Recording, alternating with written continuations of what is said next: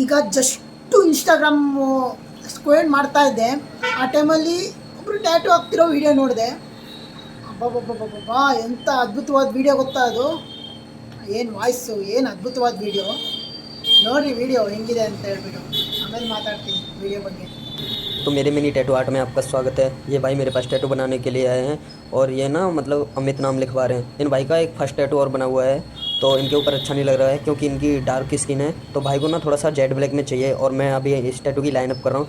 But जो ये tattoo है ये मैं विदाउट प्रिंट के बना रहा हूँ अपनी खुद की राइटिंग में। तो एक बार मुझे कमेंट करके जरूर बताना कैसा लगा।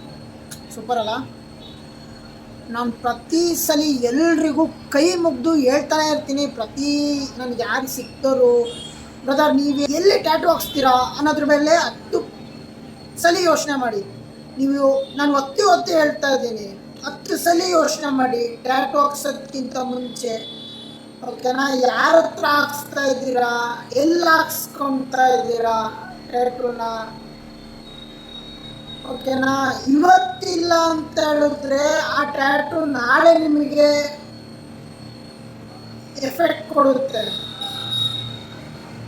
ಇವತ್ತು ನೀವು ಅನ್ಪ್ರೊಫೆಷ್ನಲ್ ಹತ್ರ ಇರ್ಬೋದು, ಇಲ್ಲ ನಾಟ್ ಹೈಜಿನಿಕ್ ಆಗಿ ಮೇಂಟೈನ್ ಮಾಡದೇ ಇರೋವಂಥ ಆರ್ಟಿಸ್ಟ್ಗಳ ಹತ್ರ ಇರ್ಬೋದು, ನೀವು ಫೆಸ್ಟಿವಲ್ಸು ಇಲ್ಲ ಜಾತ್ರೆ ಅಲ್ಲೆಲ್ಲ ಹಾಕ್ಸ್ಕೊಂಡ್ರಿ ಅಂತ ಹೇಳಿದ್ರೆ ಇವಾಗ ನಿಮಗೆ ಯಾವುದೇ ಥರ ರಿಯಾಕ್ಷನ್ ಕಾಣಿಸ್ತಾ ಇರ್ಬೋದು ಆಯಿತಾ. ಅದಕ್ಕೂ ಅಂತ ಒಂದು ಟೈಮ್ ಬರುತ್ತೆ. ಯಾವುದೇ ಸ್ಕಿನ್ ಇನ್ಫೆಕ್ಷನ್ ಕೂಡ ಆ ತಕ್ಷಣನೇ ಇನ್ಫೆಕ್ಷನ್ ಆಗಿದ ತಕ್ಷಣ ನಿಮಗೆ ಗೊತ್ತಾಗಲ್ಲ ಸರ್. ಒಬ್ಬೊಬ್ರಿಗೆ ಬೇಗ ರಿಯಾಕ್ಟ್ ಆಗ್ಬೋದು ಆಯಿತಾ. ಕೆಲವ್ರಿಗೆ ಏನಾಗುತ್ತೆ ಗೊತ್ತಾ, ತುಂಬ ಲಾಟ್ ಆಫ್ ರಿಫರೆನ್ಸ್ ಆದಮೇಲೆ, ತುಂಬ ವರ್ಷಗಳಾದಮೇಲೆ ರಿಯಾಕ್ಟ್ ಆಗೋಕ್ಕೆ ಶುರು ಆಗುತ್ತೆ. ಸ್ಕಿನ್ ಇನ್ಫೆಕ್ಷನ್ಗಳು ಶುರು ಆಗ್ತವೆ. ಓಕೆನಾ? ನನ್ನ ಹತ್ರ ಬಂದಿದ್ದು ಸುಮಾರು ಜನ ಕ್ಲೈಂಟ್ಸ್ ಬಂದಿದ್ದಾರೆ.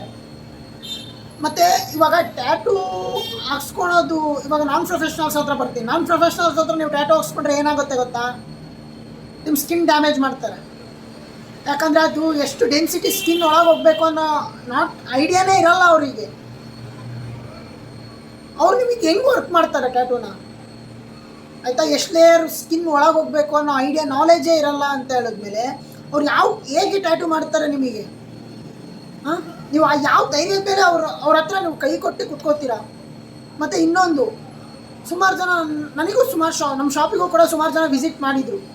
ನಾನು ಯಾರಿಗೂ ಇವತ್ತಿಗೂ ಅಂಥ ಕ್ಲೈಂಟ್ಸ್ಗಳಿಗೆ ಟ್ಯಾಟೂ ಹಾಕೋಕ್ಕೆ ಹೋಗೇ ಇಲ್ಲ. ಆಲ್ಮೋಸ್ಟು ಬಂದ್ರೂ ಆಲ್ಮೋಸ್ಟ್ ಸುಮಾರು ಜನ ಎಷ್ಟಾಗುತ್ತೋ ನನ್ನ ಪ್ರಯತ್ನ ಪಟ್ಟು ಅವರಿಗೆ ಶಾಪಿಂದ ಹೊರಗಡೆ ಕಳ್ಸೋಕ್ಕೆ ಯೋಚನೆ ಮಾಡಿದ್ದೀನಿ. ಬಿಟ್ಟರೆ ಇವತ್ತಿನವರೆಗೂ ಯಾರಿಗೂ ಆದಷ್ಟು ಹೇಳಿ ಕಳಿಸಿದ್ದೀನಿ.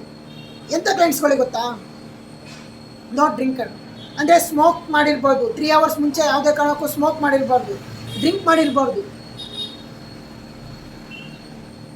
ಇದೆಲ್ಲ ನಾರ್ಮಲ್ ಪ್ರೊಸೀಜರ್ಗಳಿರುತ್ತೆ ಸರ್. ಅದನ್ನು ಫಾಲೋ ಮಾಡಿ. ಸರ್ ಆಗಿರ್ಬೋದು, ಮೇಡಮ್ಸ್ ಆಗಿರ್ಬೋದು, ಈ ವಿಡಿಯೋ ಯಾರಾದರೂ ನೋಡ್ತಾ ಇರ್ಬೋದು. ಓಕೆನಾ? ನಾನು ಹೇಳ್ತಿರೋದನ್ನು ಸ್ವಲ್ಪ ಅರ್ಥ ಮಾಡ್ಕೊಳ್ಳಿ. ಎಷ್ಟಾಗುತ್ತೋ ಅಷ್ಟು ಪ್ರೊಫೆಷ್ನಲ್ಸ್ ಹತ್ರ ಹೋಗಿ ಟ್ಯಾಟೂ ಹಾಕ್ಸ್ಕೊಳ್ಳಿ. ಸರ್ ನಿಮಗೊಂದು 500,000 ಜಾಸ್ತಿ ಆಗ್ಬೋದು ಸರ್ ಅಷ್ಟೇ. ಓಕೆನಾ? ಆದಷ್ಟು ಪ್ರೊಫೆಷ್ನಲ್ಸ್ ಹತ್ರನೇ ಟ್ಯಾಟೂ ಹಾಕ್ಸ್ಕೊಳೋಕ್ಕೆ ಟ್ರೈ ಮಾಡಿ. ಇಷ್ಟು ವಿಚಾರನ ಹೇಳಿ ನಾನು ಈ ವಿಡಿಯೋನ ಮುಗಿಸ್ತಾ ಇದ್ದೀನಿ. Thank you so much sir. Thank you.